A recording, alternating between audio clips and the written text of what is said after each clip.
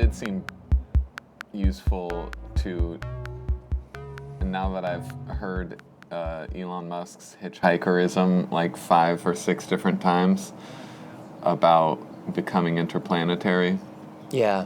And widening the scope of human consciousness It's so like we can better understand the answer that is the physical universe. He's a goddamn broken record about making life interplanetary.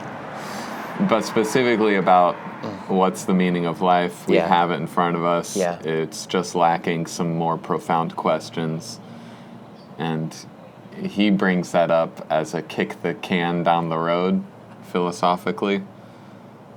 Yeah. Like, that's not what I'm good at, but I can give the future better tools and a wider scope of different planets to have different science experiments. That's not what he's good at? Like, philosophical... Oh, yes, like, gotcha. what's the meaning? Yeah, right. He goes... He doesn't try to say, like, you know, our human destiny is to colonize the stars and it's our purpose. He just goes... We're probably going to all die if we don't do this. This is an insurance policy, a life insurance policy for life itself, as he put it. Yeah, it's very practical and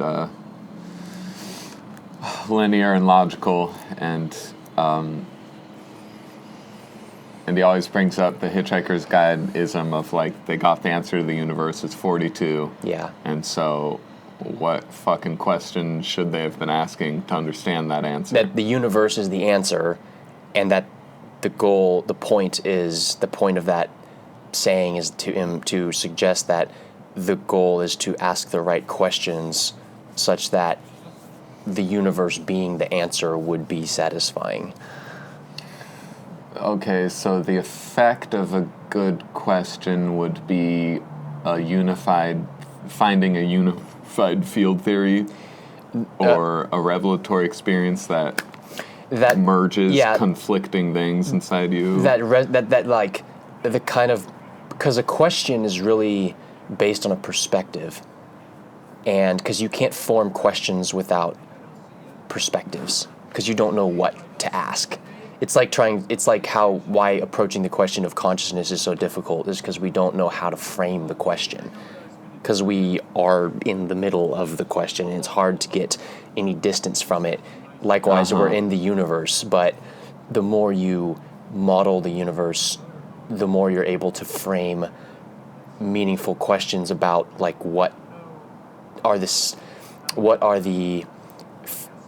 how do things kind of stitch together? And so the universe is like the answer. Everything in front of you is the answer.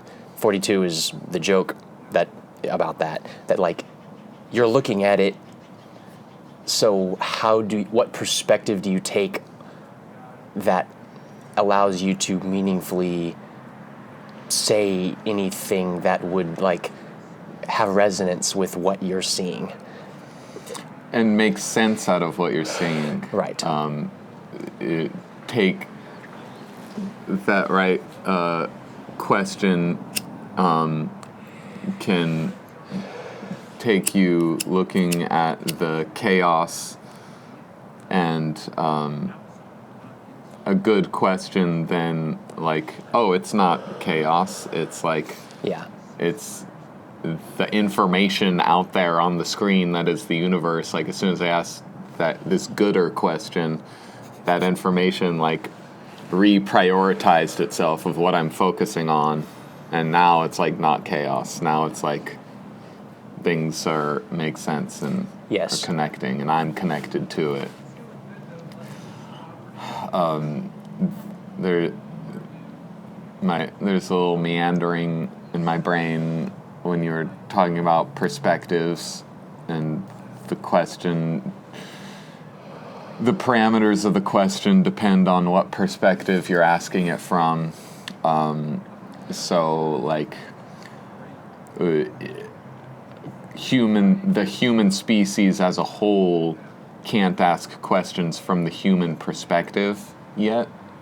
And maybe that's what globalization is spiritually, ideally. Yes. trying to get to is get to a point where the whole species can consciously ask a question of what to do next. Yes. Instead of just haphazardly stub its toe on political corruption plus China-U.S. Cold War.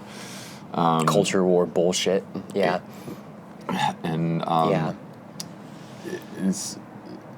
and then Elon Musk's thing about becoming interplanetary is, well, if we had a bigger platform under us, then Mars could ask a question from a Martian perspective about the universe. Absolutely. And that would be a whole different set of data to contextualize when Earth people ask what Earth people should be doing and looking at.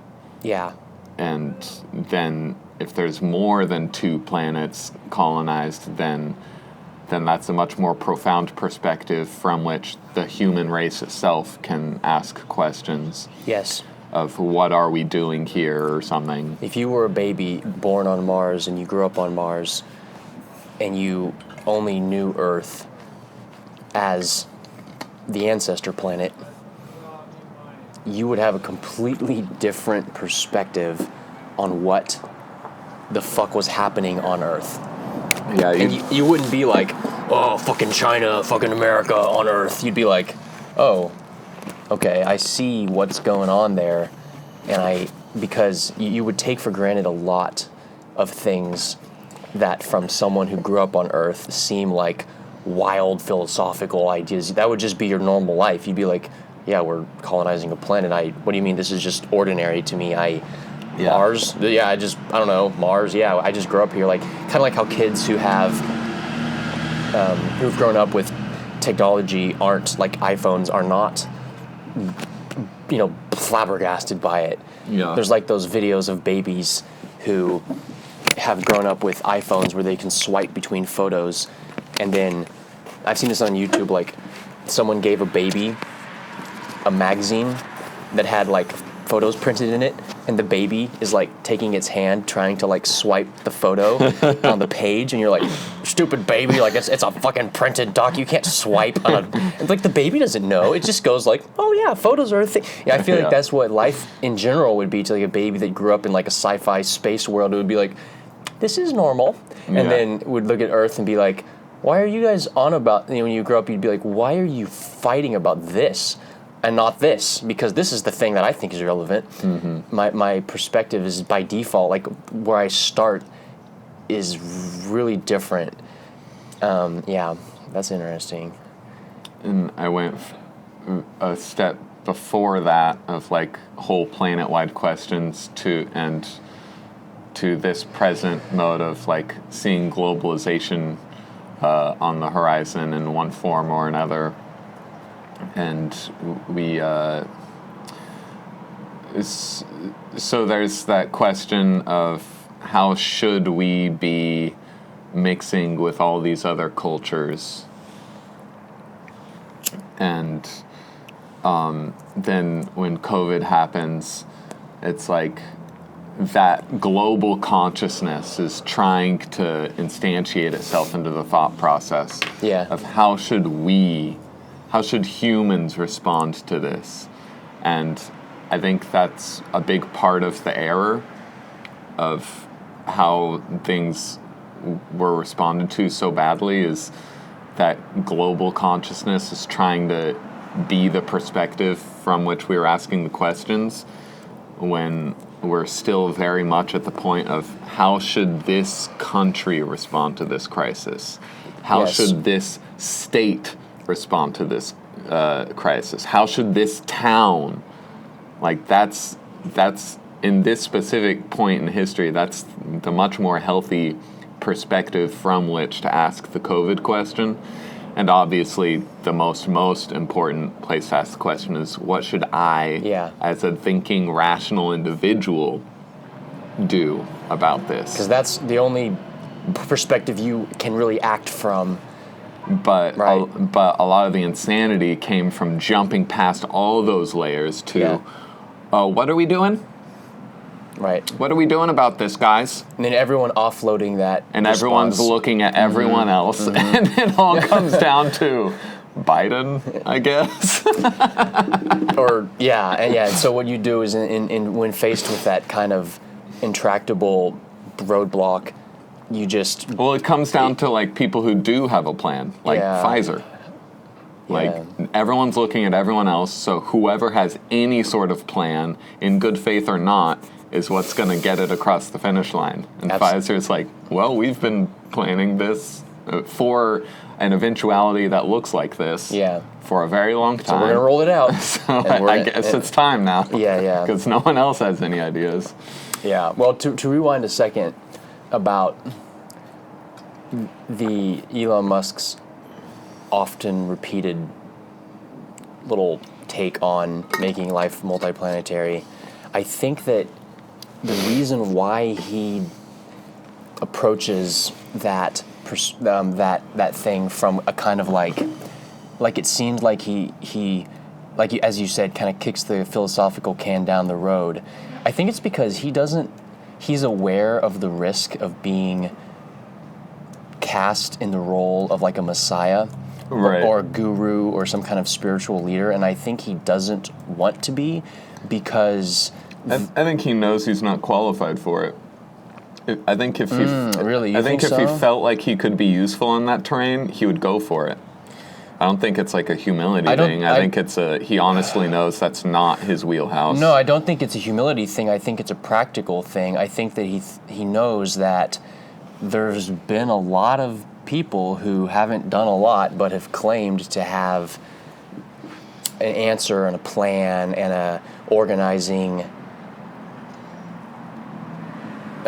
framework that people can find meaning as the world globalizes, and that ultimately those things are not going to work because they're rooted in this provincial mindset, whether it's, nations or towns or ethnic groups or whatever. It's very provincial, and that way of thinking obviously is not going to work if you're talking about Earth and Mars and the destiny of the human species and all that stuff. And so he is kind of demurring from that and just going like, well, let's just let's get that perspective first, and whatever people are going to figure out that perspective inevitably. If you live in a world where you can go you can go to a different planet, you don't really need someone to tell you how to think from that perspective, because just being in that reality, you have to get that reality first, and then that perspective is going to come. It's not like, maybe an analogy is to think about, like, maybe if there's some really avant-garde people in like the 1600s or something who were aware of the fact that the New World was being colonized and there was settlements being created there, and companies were pooling money to create settlements to exploit the fur trade or the gold or the whatever it was. All this stuff was happening. You could sit around and smoke your pipe and talk about, in the future there's going to be a new continent and a new country and it's going to but like, you don't know.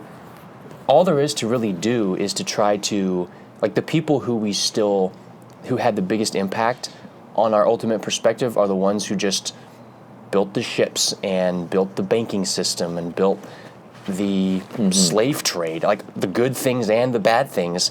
They were the gears of what eventually happened.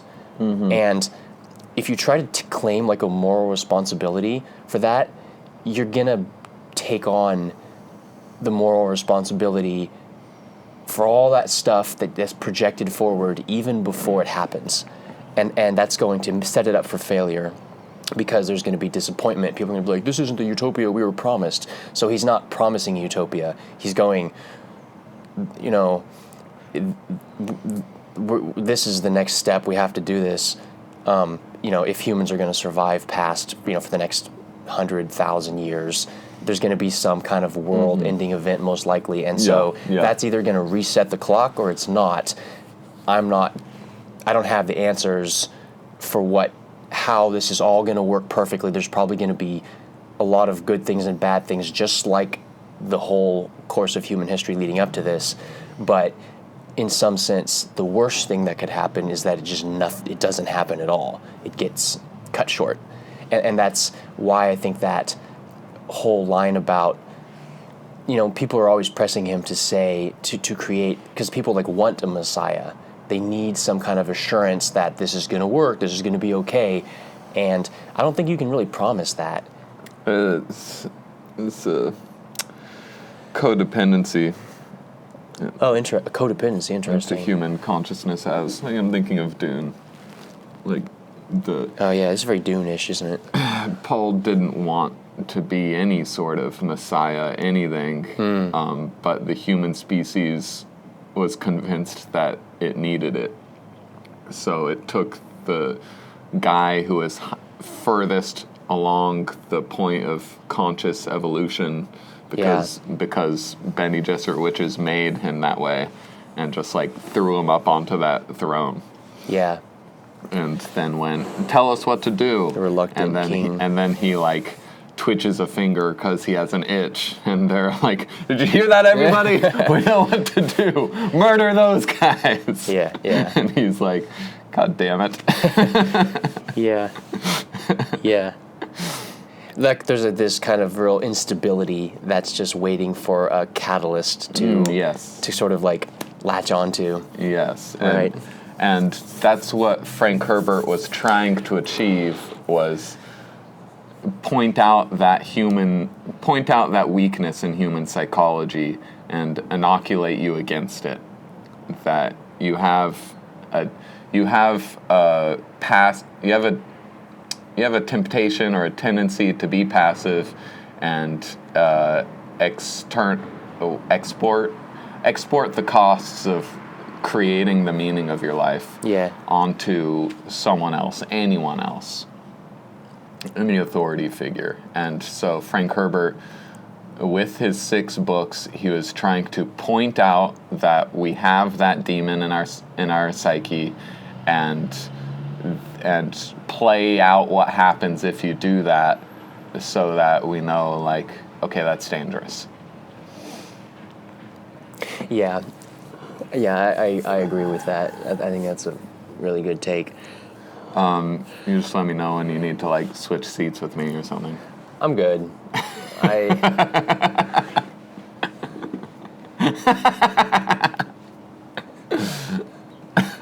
don't know, man. This is a nuclear fireball in the sky, and that was a funny thing in that interview. Yes, standing in front of a nuclear reactor. Yeah. There was they're talking about the risks of radiation. It's everything is radiating all the time. Everything is giving off photons. If you look at the sun. Which is a very psychedelic understanding. When you are high on psychedelics and everything starts moving and everything's alive, it's that's what everything is literally doing all the time. Everything's emitting photons. Yeah, it's the words are so much more scary than reality. A lot of times. It was useful for him to say that, because I've been trying to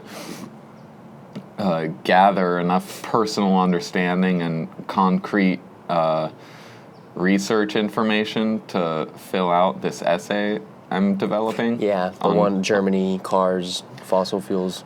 Germany, cars, industrial revolution, throwing the baby out of the bathwater when you get scared of something, instead of just iterating on it so you correct for that mistake, but you also keep all the progress you made. And so that's the core of my essay is the insanity of European countries like Germany shutting down nuclear plants when it necessitates creating new coal plants.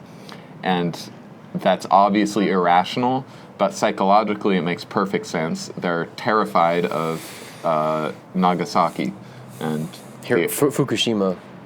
Literally the actual A-bomb, the actual nuking weapon. people. Oh yeah, right. Spiritually, that's still stuck in our karmic throat. Yeah. And we're scared of our capacity for evil, so we're unwilling to take the actual next step that's staring us in the face, but then not taking that step is causing even more damage. Yeah. And I just don't know enough about, like, I'm starting to find out more about, like, what are the actual, like, numbers of casualties from nuclear reactors, how safe is it actually, compared to hazards of other kinds of energy.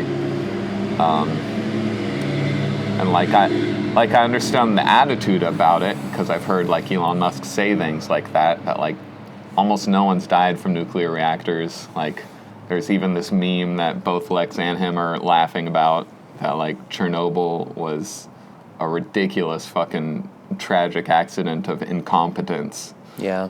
Not anything about nuclear reactors. Yeah. But I just know, like, hearsay.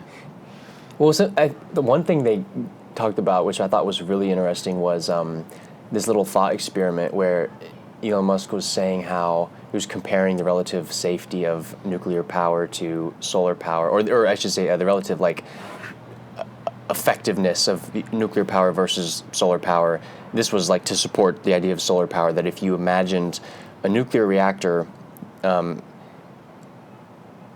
and how, like, you know, most people don't want to live around a nuclear reactor. You don't want to live, like, right next to a nuclear reactor. So there's a kind, like, maybe people are like, I want to be at least a mile away from a nuclear reactor. So there's, like, you can imagine a nuclear reactor, and then there's, like, a radius of a mile where it's just kind of like a zone that's, like, around the power plant. That land can't really be used for anything else because it can't be like a neighborhood. It's, like, right next to a fucking nuke plant. So even if it's safe, people don't want to live right next to that. Mm-hmm. If you just took this mile, so it'd be like a 2-mile diameter circle, and you just filled that entire circle with solar panels, that would generate more power than a nuclear reactor. So it dispels this idea that somehow there's not enough room on the ground to make solar panels. Like, totally is possible. And obviously, you know, that's assuming, like, a desert where there's plentiful sun, and, you know, so there's, like, caveats, like a nuclear power plant can't, you know, it works at night, it works everywhere, you know, even if it's cloudy, and et cetera, et cetera. But my takeaway from that was, like, so it's totally, this energy problem is totally solvable. It's completely solvable within the laws of physics. There's no laws of physics against solving this problem. The problem is a political problem. It's a problem of resource allocation and how to not fuck things up with the tools you have. You have the tools, you have the materials. You just, the main technological problem that we really have is a political and social technology problem of how to put the resources in the hands of the people who can actually do the thing that needs to be done, instead of squandering it and just, or maybe doing something like that makes it even, like, infinitely worse, like Chernobyl or something like that. Yeah. Well, there's, I see it through my biases, which is, it's simply, like, are the people who feel like solving that problem able to do it, or is there bureaucracy standing in their way that make it just completely unpalatable to, like, solve all those questions, because you wouldn't even get to solve any of the infrastructure questions of creating your solar power plant, because you'd spend 80% of your time doing bureaucratic desk work. Yeah. And so the people who do things like that do it out of passion, because, like, that's what they want to do. And what's the one thing that kills passion is the DMV. And so that's all the government is doing, is just getting in the way of people who would gladly do this if you just let them profit off it. Yeah.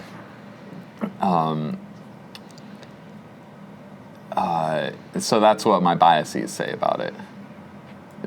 If you just got out of the way of, then these problems would solve themselves. Yeah, this is reminding me of this essay that I read, I think it was from a couple weeks ago, from Vitalik Buterin, the creator of Ethereum. And he sometimes he writes these kind of thoughtful essays about just sort of the emerging kind of governance structures that are being created. And he had this useful lens that he was proposing about a modification to the sort of like axes that we look at political systems and that we use to classify political systems. So yeah, obviously there's like the left-right axis is really obvious, and then there's this libertarian authoritarian axis that is often overlaid with the left-right axis that creates the quadrants, and you have like right authoritarians, left authoritarians, right libertarians, left libertarians, right? So that way of looking at things is pretty well worn, but he was kind of proposing a modification to that where he was introducing this axis that was he described the endpoints of this axis as like, on one endpoint you have what he called a veto-ocracy. And on the other endpoint, which I thought was a little bit clumsy, he probably could have come up with a better word, but he called it bulldozer. So you have... Really, veto-ocracy wasn't clumsy? Okay. Forgive this guy. This is a new way. I've never heard anyone propose this before. I thought it was quite insightful. On one side, like, nothing can get done because there's some fucking weasel behind a desk who just says no so that he can justify his job. That's the veto-ocracy. And then there's the bulldozer end where, like... I'm going to do whatever I can, consequences be damned. And, like, people like Pfizer get to put things over on the entire world, but also people like Elon Musk get to just build 100 by 100 square mile power plant of solar fields. Or people like something like Uber, where you just get to like, we're going to do this, all right, and this is going to massively disrupt the taxi industry and all this stuff. Yeah. That it's interesting to take this. It's kind of like the red tape world. Nothing can get done because everything is arranged in so many rules. And that was something that Elon Musk was kind of getting at, like why people were leaving California is because it's a great place, talented people, beautiful, amazing, everything's great, except there's just this web of impossible to comply with rules that just keep getting more and more and more every year. Yeah. And so it kind of creates stagnation. But this axis, you can imagine almost that in this, if you overlay this axis with right and left, you can see quadrants where there's like right veto-ocracies, left veto-ocracies, right bulldozers and left bulldozers type situations. And the examples would be like, and the examples there are, some of them are more expressed in our world right now than others, but you can see something like, obviously a left veto-ocracy would be something like California, where every single, like, or a perfect example is like NIMBYism, or like, not in my backyard. There's so many stakeholders that if somebody wants to make any change, there's going to be someone who complains about it, and that no one can do anything. And every project that someone would try to do, like even if it was like something that everyone agreed with, like we should probably build like more houses for people to live in, it's like impossible because this person's going to be impacted, and this person, this person, this person. So it just builds up pressure in the system where you can't do anything. And then, contrast that with something like what's going on in a lot of developing countries where you have offshore companies that go in and be like, are like, well, this is a pretty undeveloped place. There's not a lot of pre-existing structure here. We're just going to set up a giant factory right here, and that's going to fundamentally reorganize and transform the way of life for everyone who lives here, and no one can really stop us. That's bulldozer type. That's like right bulldozer, like corporate offshore investment moving into a small island nation that was formerly like a fishing village, and now it's a tourist. There's like 50 hotels on the beach, and everything's different.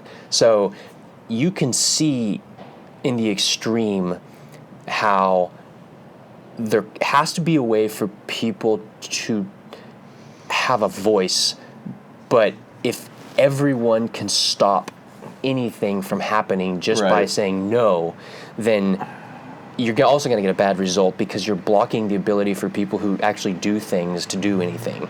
And so what that does is it builds up pressure to where eventually the only people who can do anything are the ones who figure out how to just force things to happen, which may or may not be a good result. Like, it's kind of a gamble. You're kind of rolling the dice. So, and I need to dig into this essay more, but I thought that was an interesting lens because I noticed that a lot of the criticism for like what Elon Musk is doing centers around this idea of like, what gives you the right to just change things? But you could level the question against someone else and be like, well, what gives you the right to like stop people from doing things? Right. So like, what kind of world do you think this is? And that's a good question. It's a really good question. It's like, how do you come to an understanding of like how much initiative how much right do you have to permissionlessly change reality for other people? I mean, Steve Jobs didn't ask anyone to invent the iPhone. He just did it, and then it radically altered everyone's life going forward in ways that even he couldn't anticipate. But see, that's an oversimplification because he didn't change things. Everyone who bought an iPhone did. Well, he definitely is, I would say, like that was a pivotal figure in that change, though. But it was a group effort. That was only a powerful effect Steve Jobs had by the number of people who said yes to his vision. Well, maybe that kind of sort of shows you that more people said no to Hitler's vision than said yes. Yeah. More people said yes to Steve Jobs' vision than said no. It seems like when there's a vision, there's initial buy-in to the vision, and you go along with the vision, and you start walking down the path that leads to that vision. And when you're walking down that path, you inevitably run into the consequences of what walking down the path to that vision involves. And if those consequences are negative, there's a backlash, there's a reaction against it. But if the consequences are on balance positive, that vision becomes rolled into the de facto reality that you start from on the next vision. Yeah. I had this prompt about how Earth's digital body will develop an immune system to survive in the memetic environment.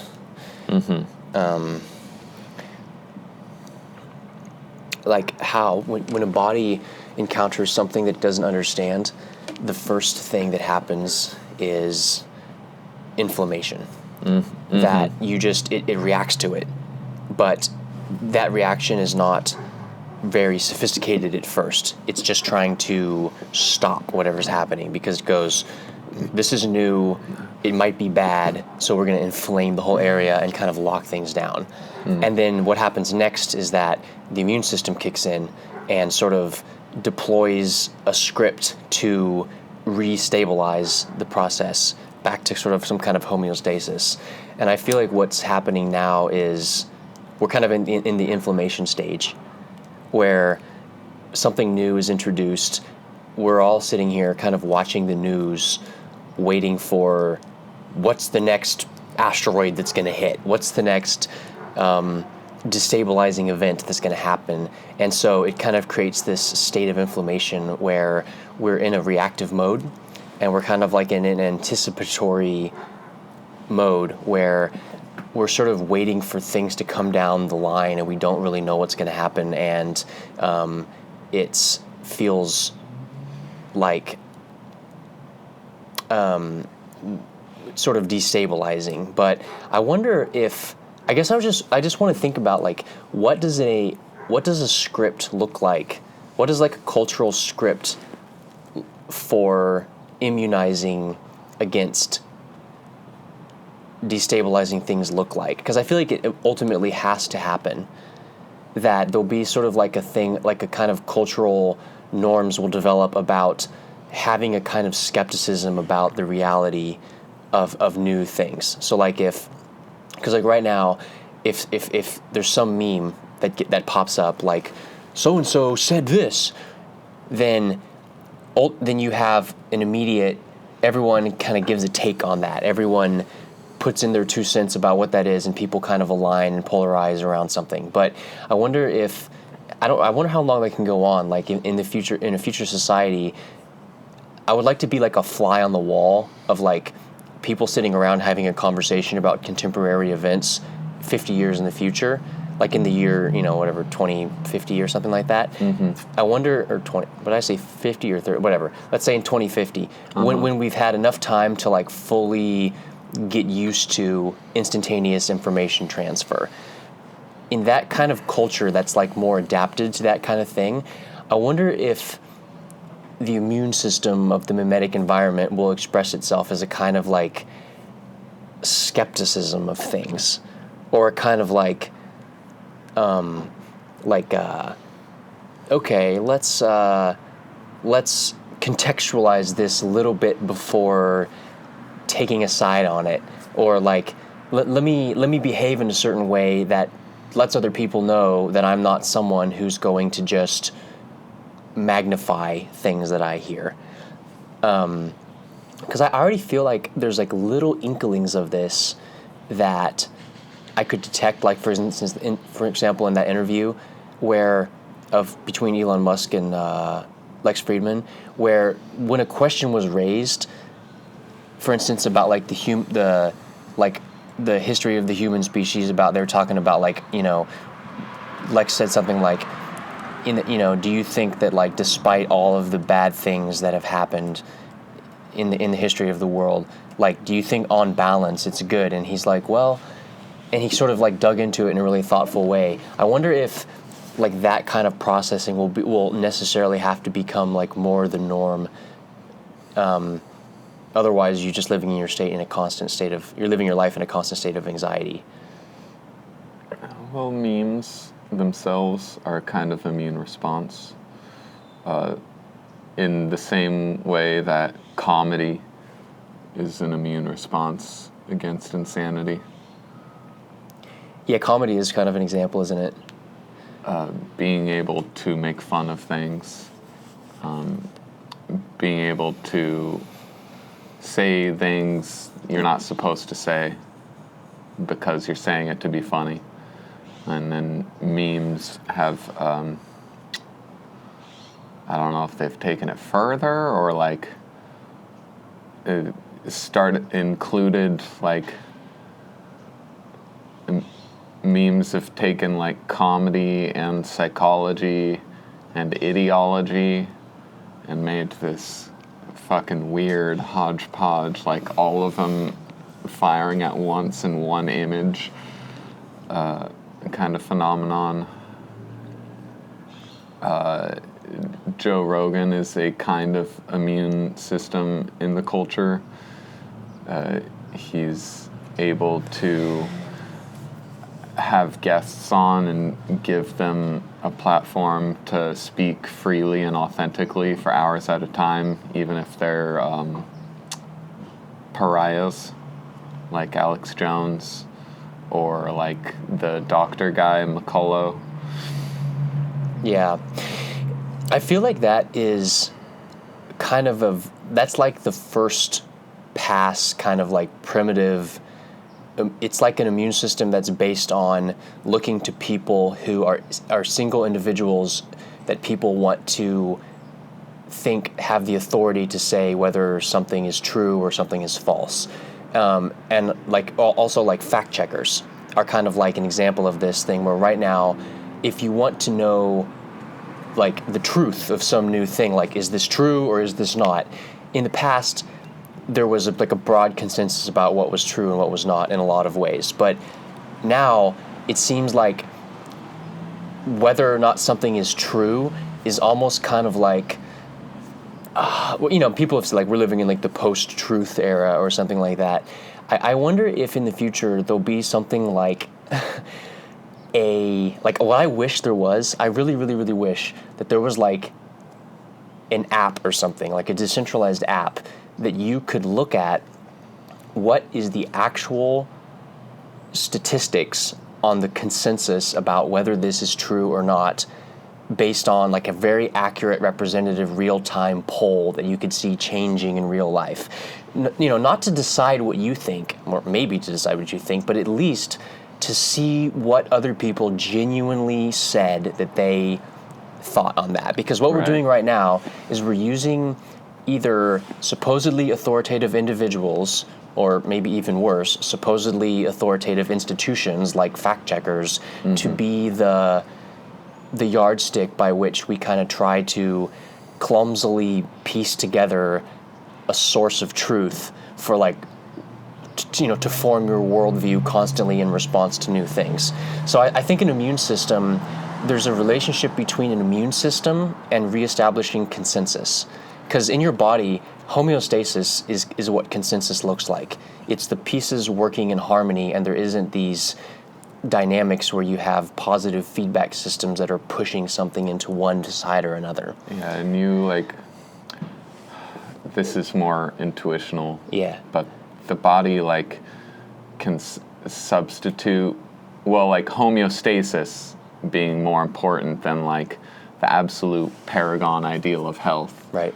The body just leans towards what it knows, not necessarily what's best for it, and then it's up to you to leverage that process inch by inch towards an ideal of health. But if you're addicted to cigarettes, it's not about carving out your addiction to cigarettes. It's about shoving something into that part of your psychology to replace it. Not that's good, not something good, but something slightly better than cigarettes. Right, and that's a step towards homeostasis. Yeah. Well, no, it's a step towards health that maintains homeostasis. It's a way of maintaining homeostasis. Right. Taking out the addictive relationship entirely is very disruptive, and homeostasis is now gone. And because you're just leaving an open hole in your psychology, and in your body's established patterns of what it's used to. Yeah, it's like a crazy sort of image I just had is how there's that we've talked about before, how there's that somewhat Nietzschean dynamic where we knocked out the foundations of the transcendental image in society, and that left the God-shaped hole, and it's being filled just kind of with all sorts of things, right? That are taking advantage of that position that transcendental image had and is now a vacuum. I wonder if, in the future, we're going to have things are going to change so fast and continue changing that there's going to be this kind of big metaphysical vacuum created time after time after time after time, and so eventually society will start to expect these disruptions and have a process by which people go, well, this is fucking crazy, but instead of just reactively flinching and filling that void with ideology, there's this there could be more of a formal process by which people submit takes, and you can kind of see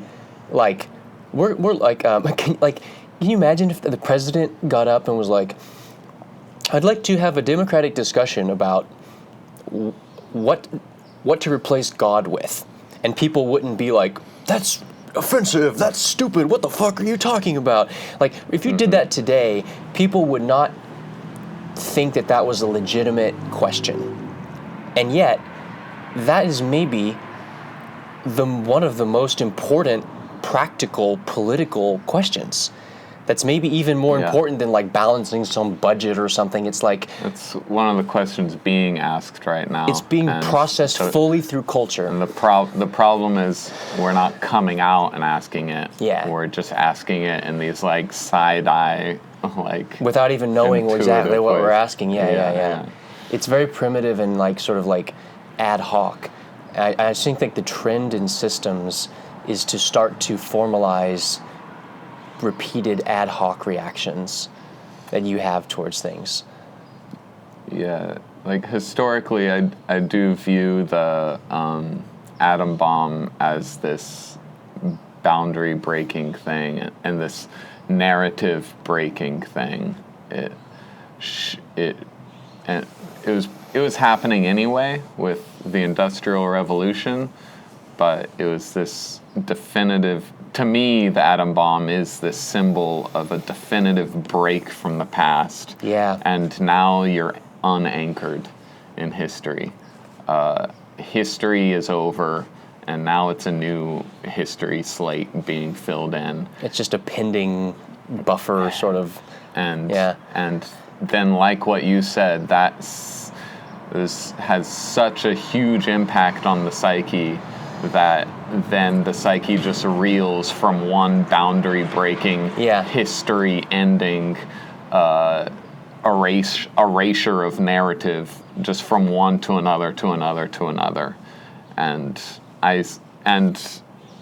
with that point of history, I always associate the invention of LSD too. Yeah. Because that happened the same time. LSD invented, atom bomb dropped. Yeah. Happened at the same time, and LSD in like the 60s was this cultural erase, this boundary breaking thing for culture. And now this new hippie generation is unanchored from their 50s and before heritage. Yeah. And then that sets up like people like me who who I was raised by, or like my dad was someone who just was very little to no contact with his family, basically his entire adult life.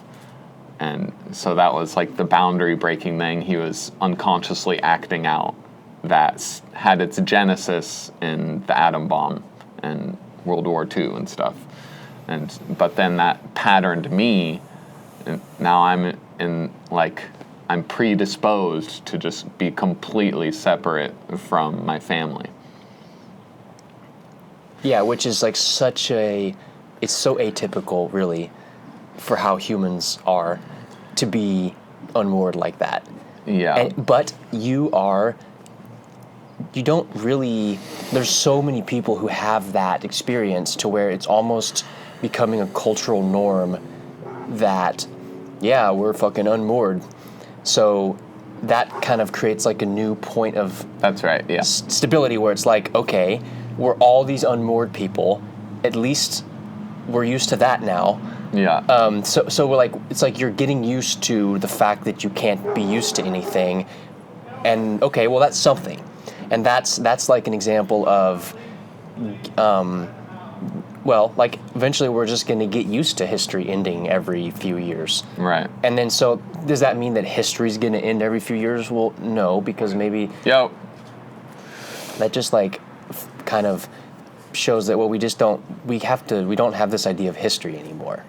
It's more something that's kind of, it's almost like our eyes have been turned from the past to the future there's been like this pivot. Mm-hmm, yes. And we were, because of that precedent being set by that first ending of history in the 40s,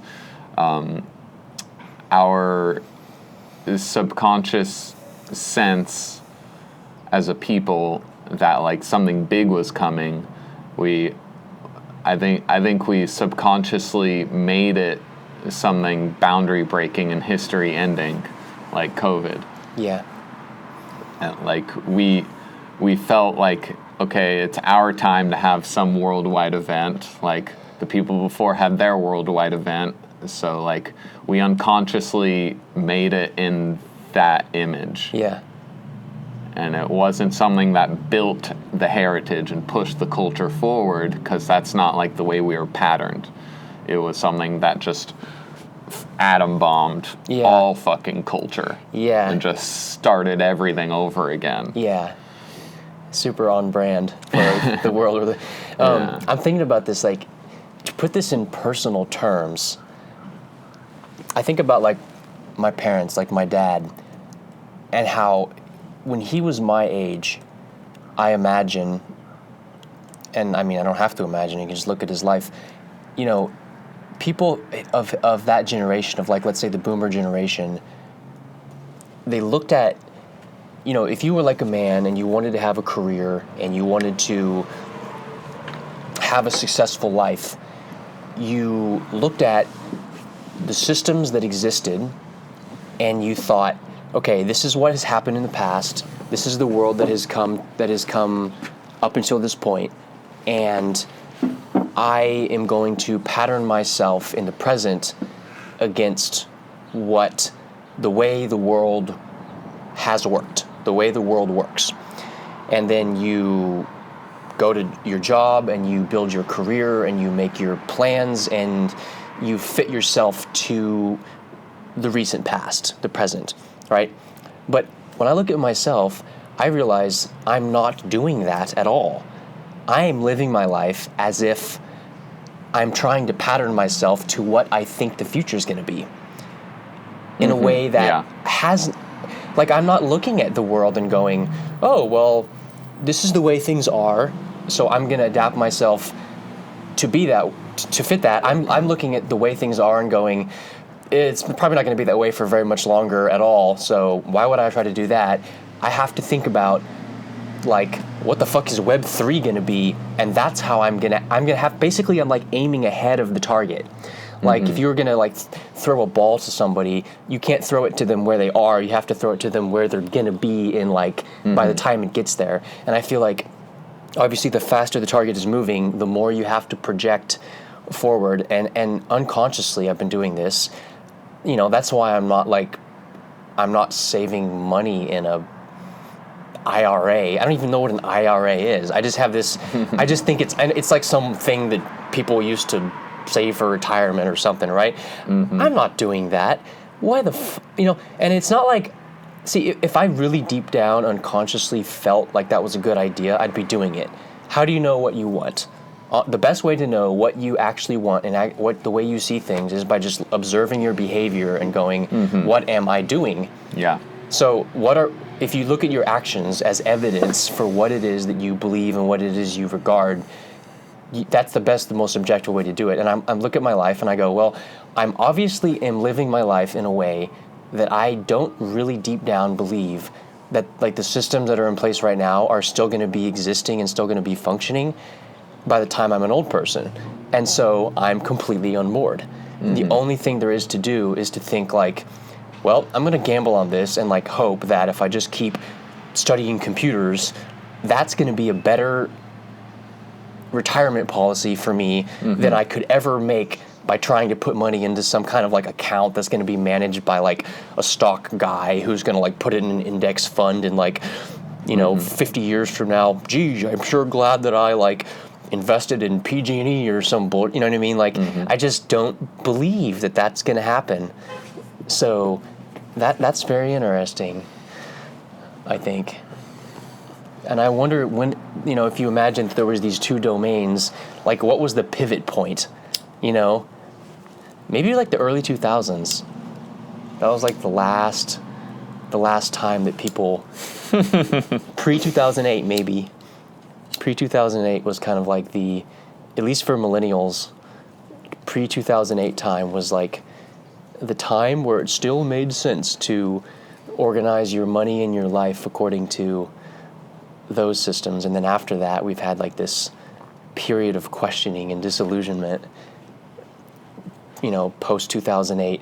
And I wonder if now, just, you know, more than a decade on, the 20s, this next decade is going to be like the reckoning, and it'll be like the birth of a new idea of what it means to be financially responsible.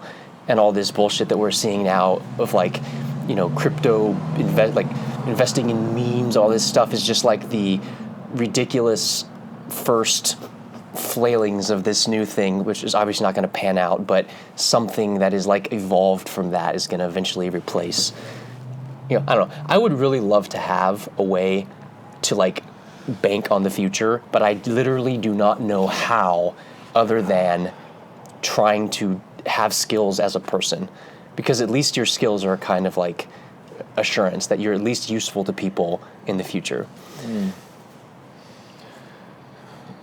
With like your dad's attitude versus your attitude. Yeah. I think I'm like, I guess I'm oriented towards the future as well.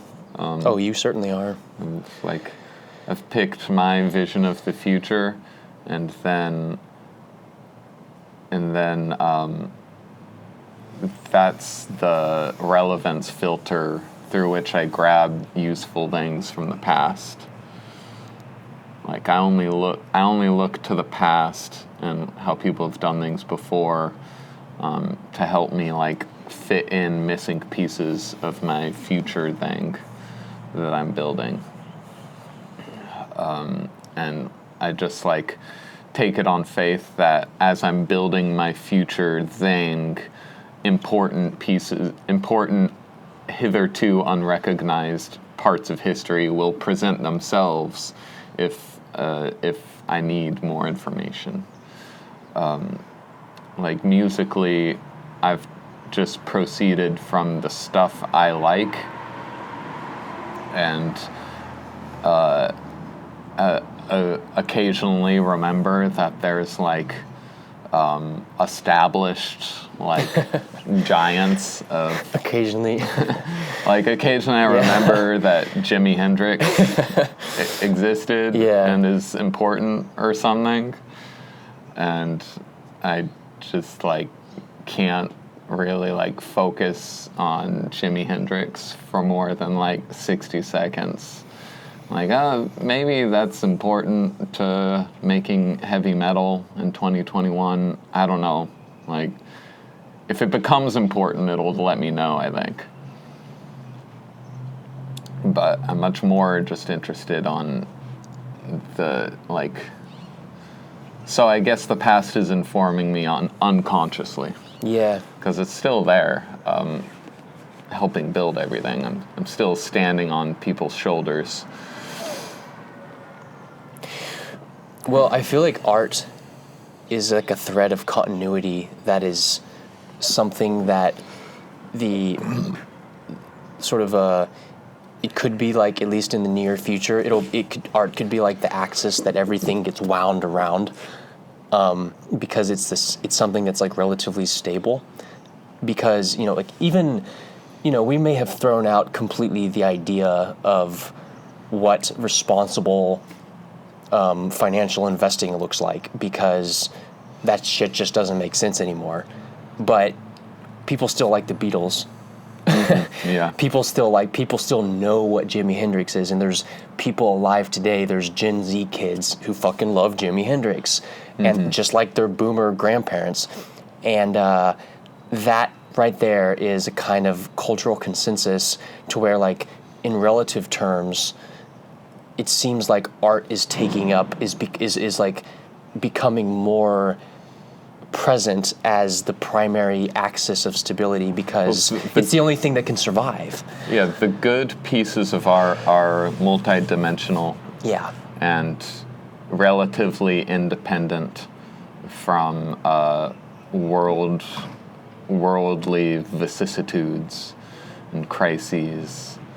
The good art is just like outside of all that, or inside of our dreams, and can just like reassert itself in the next ideal point where it's needed.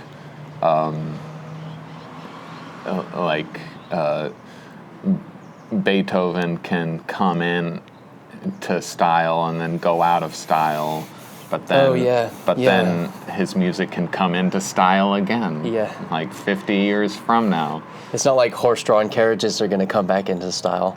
Yeah. Right. Yeah, but Beethoven is. Beethoven will. Yeah. And like, did we lose horse-drawn carriages forever? Like, in a way we didn't, because we still have Beethoven. So Beethoven is the sort of like is the anchor point.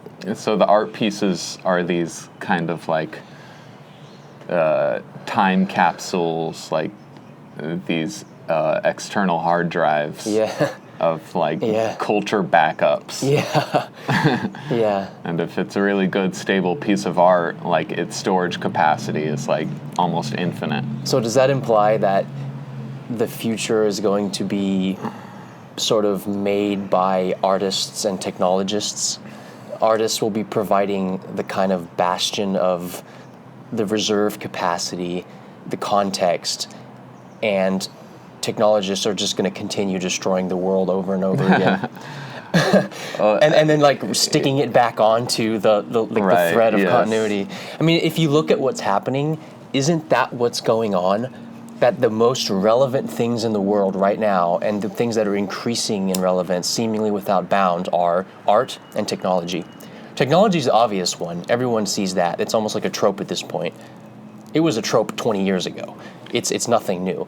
But maybe I feel like the time between like the last decade was distinctively not that artistic, I thought. Are you talking about 10s to 20s? Yeah, 10s to 20s. I felt like there wasn't in the consciousness a really value placed on. It seemed like it was a time of confusion to me. Maybe that's just because I'm not plugged into it. But I think that it's possible that art could take on like a much more practical role in organizing things. Well, it's going to be coupled with a financial system. It's one area of activity that's actually... Art is the laboratory where we are actively trying to answer that question of what to fill the God-shaped hole with next. Like, that question is being worked on. And it's artists that are working on that.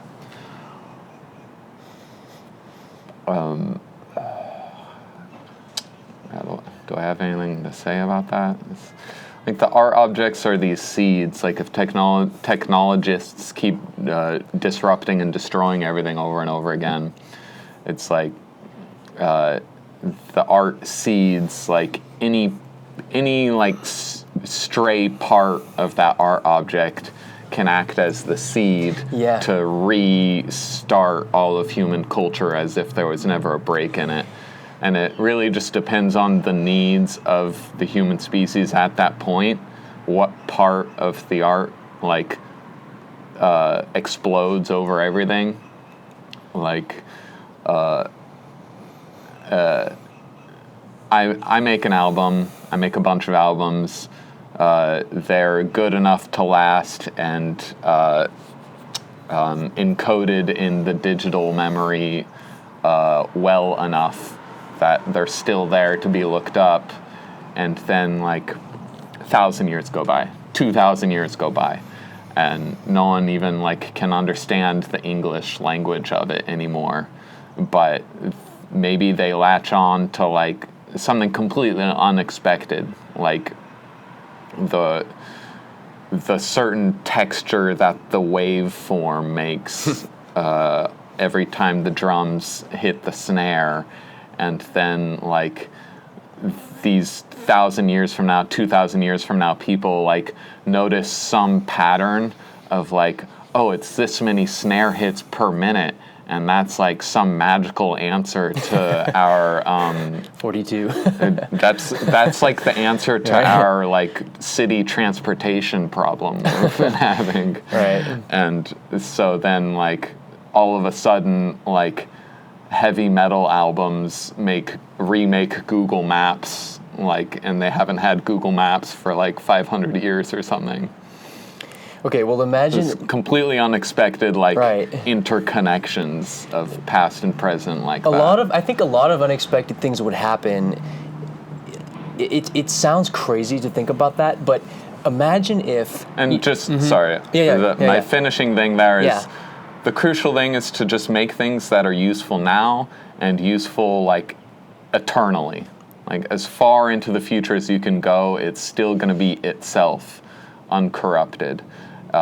Not to, like, be appreciated as it is, but just to give the future more raw material for whatever it might need to do. Yeah. Just give it as much concrete, stable raw material in as many different mediums as possible. You know how in Men in Black, how there are those little flasher things where they erase your memory? Mm-hmm. Imagine if the world, as a thought experiment, imagine if every single person on the world collectively got Men in Black flasher forget thing at the same time. And everyone woke up one day and was like, we have no memory of the past. But you still have all the information. You still have all the databases. You still have the cultural canon, right? So, okay, obviously that would be a huge break in culture if you erased everyone's personal memory at the same time. However, fast forward 100 years from that memory erasing event. The culture that existed 100 years after everyone had their memory erased, assuming that everyone still had access to the artifacts of the prior culture, would it would obviously be derivative of that prior culture, but it would be derivative in a fundamentally unexpected way because you would be dispensing with the kind of momentum that had occurred up until that point. And I think that there's this Men in Black flashing, everyone forgetting thing is something like what technology is doing to people's mental models, because it's just breaking them over and over and over again. And so the cultural canon is gaining in relative importance, particularly the things that are able to like stitch back to even older things and kind of create this continuity. So yeah, maybe there'll be a new golden age of Jimi Hendrix in like 200 years or something. Maybe. Stranger things have happened. Maybe. Hendrix seems more important to me as like part of a wave of like all the 60s bullshit. Yeah. Like he died at 27. Like, I didn't realize that, how he was so young. He didn't manage to like get a lot of material onto tape. Kind of a flash in the pan. So like, yeah, for Hendrix to be like profound, like they have to like grab the whole 60s hard drive at once and like see everything it was connected to. Maybe it's always that way, but maybe not, because like I don't like, for Beethoven to be good, I don't have to like also listen to all of Beethoven's peers at the time. Yeah. I just listen to Beethoven. Right. But then he died at like 35 or something. So like, God, that sucks. Even he wasn't able to like really produce as much material as he could have.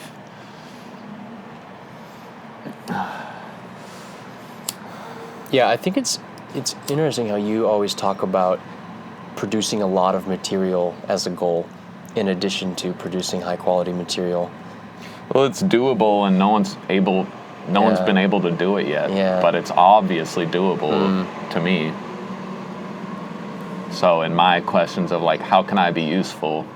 It's like, well, no musician has managed to really make more than like 5 quality albums before they drop dead. Yeah. So I can at least beat that.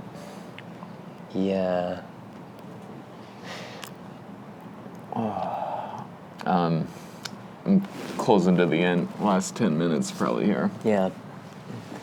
Finally, the sun came back to me. I was shivering. I was so cold. I was like one of those small dogs that doesn't have any fur or body fat. Yeah.